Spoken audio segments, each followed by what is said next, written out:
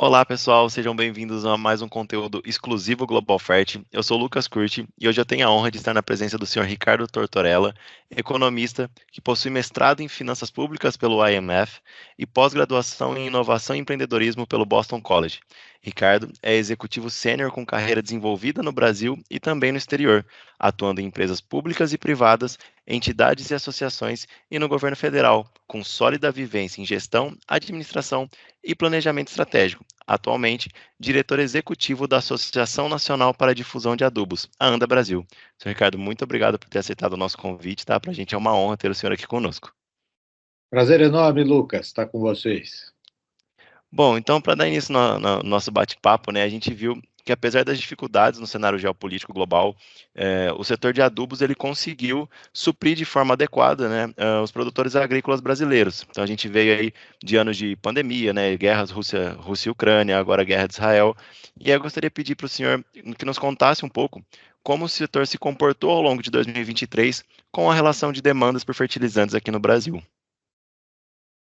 Nós tivemos uma safra recorde em 2023, Uhum, 325 milhões de grãos, batendo todos os recordes, todas as expectativas foram superadas dessa safra, e, obviamente, como a situação geopolítica segue sendo cheio de incertezas, era muita incertezas que continuam e permanecem até hoje, muita gente duvidava e se perguntava se a gente teria condições de fazer essas entregas em tempo, e em ordem e a preço justo para o produtor rural.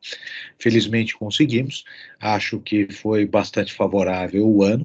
Nós também batemos recordes da entrega de fertilizantes para poder gerar essa boa safra, e conseguimos suprir tanto essa desencontro aí de oferta e demanda no globo, como a dificuldade de logística, desde importar os nossos produtos, trazer, produzir aqui no Brasil, sim. adequá-los e distribuí-los no Brasil, em tempo e em ordem para o produtor rural poder plantar e integrar safras recordes de soja, milho, algodão, e as diversas culturas que temos. Então, o balanço de 2023 é muito positivo, nós crescemos em relação a 22, nós atingimos os nossos níveis recordes de entrega, estamos nos patamares superiores, Uhum. e foi um ano que o produtor rural tinha sofrido muito em 22, e em Sim. 23 ele pôde melhorar um pouco suas rentabilidades, suas relações de troca, o ano foi um pouco mais favorável. Uhum. Olhando para trás, é uma história bonita de contar. Ao longo do ano, nós tivemos muita dúvida se a gente ia Sim. conseguir fazer isso, as importações cresceram.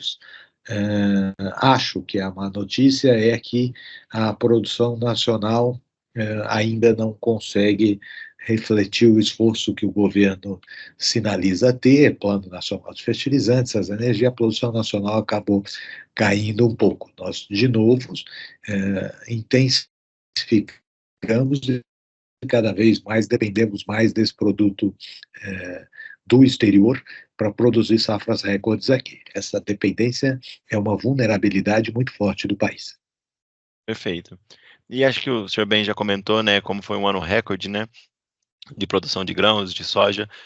Com relação à entrega de fertilizantes para 2023, né, como o senhor bem pontuou, a gente atingiu aí mais de 45 milhões de toneladas, um crescimento de mais de 11,6% em relação a 22. Então, olhando para trás, foi um cenário bacana, mas eu queria saber do senhor o que esperar para esse ano de 24 agora, né, que a gente está aí quase se aproximando da metade do ano, né, o que a gente pode esperar para 2024 como um todo. O cenário de 24 muda bastante, né? Porque ele Uhum, começa em termos de safra agrícola, os preços caem, sim. nós sofremos efeitos de clima muito drásticos, algumas culturas em alguns locais começam o ano com perdas sensíveis, então a agricultura inicia um ciclo de produtor rural de baixa, e eu diria assim, a rentabilidade dos negócios cai, é esperado, é normal num tipo de fluxo desse, mas a demanda arrefece um pouco. Hoje, Uhum, olhando o mercado, nós estamos abaixo do que o ano passado, em termos de sim. pedidos e de entregas, mas entendendo esse cenário como com certa naturalidade. É normal quando o ciclo e o produtor rural tem esses arrefecimentos todos, né? Ele não faltou razão para ele arrefecer. Acho que é um ano diferente do ano passado. Sim. Se olharmos os dados oficiais de Conab, de 325 milhões, cada vez que a Conab publica uma nova expectativa, está na sétima expectativa, salvo engano, e está falando em 294 milhões de grãos, e está natural uma queda aí, algo perto de 9, 10%, e é exatamente o ritmo que está um pouco mais lento a compra de fertilizantes nesse momento. Perfeito. E o senhor bem comentou também na pergunta anterior, né, sobre essa dependência que hoje o mercado brasileiro ele tem por matérias-primas importadas, né, que acabam sendo um pouco mais competitivas dos que as produzidas aqui no mercado doméstico, né. Quais os desafios com a relação à produção, logística e assuntos regulatórios que vem acabando afetando a competitividade brasileira, quando a gente trata desse comparativo, né, entre o fertilizante que a gente importa e o produzido aqui no mercado nacional? Lucas, é difícil a gente explicar porque comprar um determinado produto em São Paulo é mais caro comprar no Paraná ou em Minas do Uhum. que comprar na Rússia ou na Bielorrússia. É difícil a gente explicar isso. Então, assim, Sim. é um conjunto de senões. Logística, é preço, é câmbio, é segurança jurídica, são normas, impostos, base tributária, tudo isso afeta e faz a gente ter esse resultado. É mais barato trazer alguns produtos hoje de fora do que produzir no Brasil.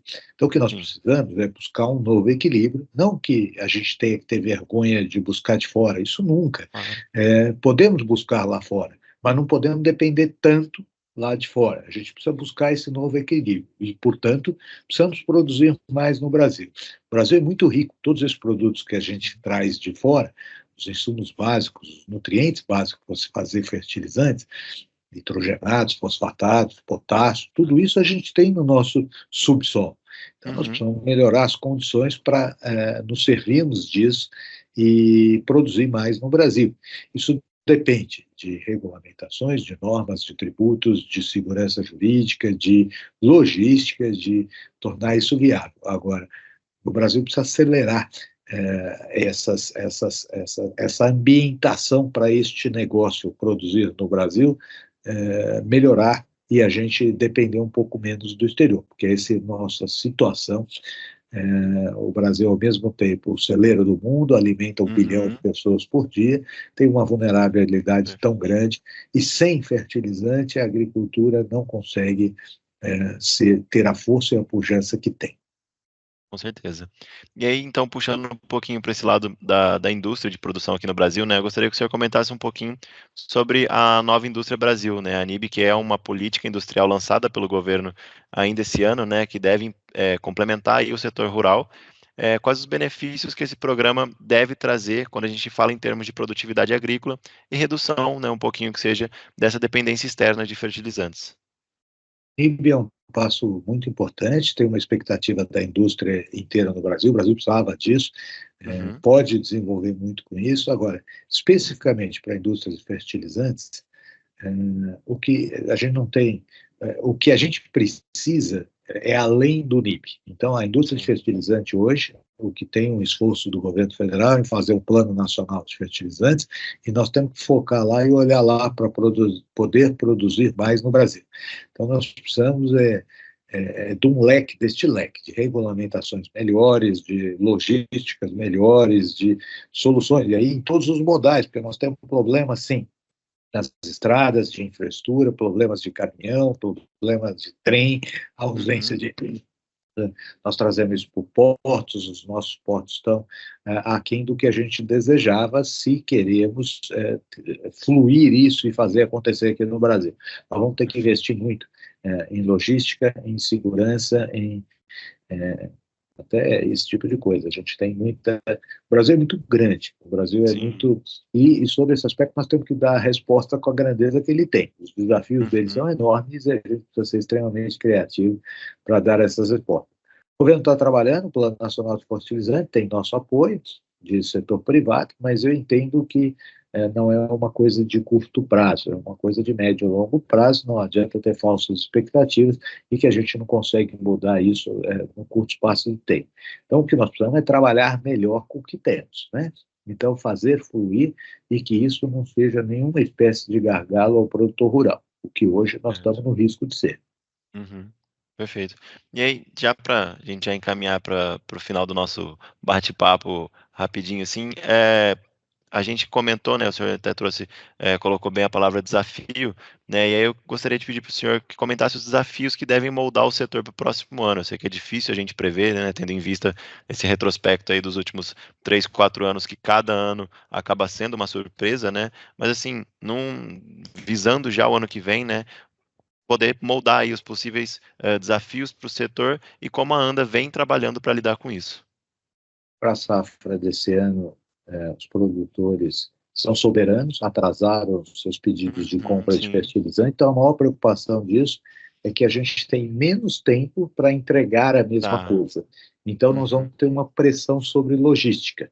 E se Certo. logística já é um ponto frágil na nossa relação, ele pode ficar ainda mais frágil. Essa é a nossa maior preocupação desse ano. Para a safra seguinte, nós estamos de olho, nós vamos aguardar aí o anúncio do plano safra, de alguns indicadores, que as dores que o produtor rural teve este ano não se perpetuem, pelo contrário, que tenha sinais claros de que possam ser resolvidos. Quando a gente entra por dentro por cada tipo de cultura, tem uma história diferente para contar, mas eu diria que todas elas nós podemos ter para a safra do ano que vem uma nova safra pujante e forte e com rentabilidade melhor ao nosso produtor rural.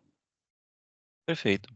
Bom, senhor Ricardo, em nome de toda a equipe do Global Fest, do Outlook Global Fest 2024, eu quero agradecer imensamente a disponibilidade do tempo do senhor, tá, de estar fazendo esse bate-papo aqui com a gente.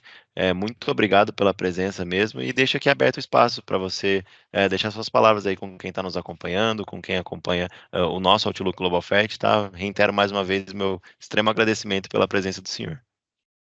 Imagina, Lucas, um prazer falar para você, para todos os assinantes aí da Global Fert, e estamos sempre à disposição aí. Eu acho que fertilizantes têm cumprido o seu papel, têm feito suas entregas em tempo e em ordem. É muito difícil por trás disso, tem uma história de luta, de guerra, do mundo, o mundo desestabilizado, geopoliticamente sofrendo, faz com que a gente sofra e que a gente quer digerir esse sofrimento. A gente quer que chegue para o produtor rural uma coisa mais redonda, mais azeitada, e acho que a gente tem cumprido o nosso papel por hora. Que assim seja na próxima safra e que o nosso produtor rural continue sendo muito forte. Nós tivemos, acabou essa semana aqui a AgriShow, nós tivemos números que sinalizam a força e a vontade, a disposição do nosso produtor rural, compraram mais máquinas do que o ano passado, né? Então, isso são sinais claros de que nós podemos aumentar um pouquinho a área, ter um pouquinho mais de espaço, essa integração lavoura, pecuária, floresta, o Brasil pode ser um case de sucesso, reduzir um pouco as áreas de pastagem, aumentar muito as áreas cultiváveis, sem reduzir a quantidade de produção de carne. Nós sabemos, podemos fazer isso sem derrubar uma árvore e aumentar a área de cultiváveis. O Brasil tem um excelente cenário, ele é único no mundo, o único que tem as 3 safras anos e que pode se encaminhar para fazer ambientalmente, energeticamente, tudo correto e ser um exemplo para o mundo na próxima década. Perfeito. Ótimo. Bom, muito obrigado mais uma vez, Ricardo, pela sua presença e obrigado a você, né, que acompanhou esse bate-papo até aqui e fica atento para as próximas novidades e os próximos lançamentos que iremos fazer. Muito obrigado e até a próxima.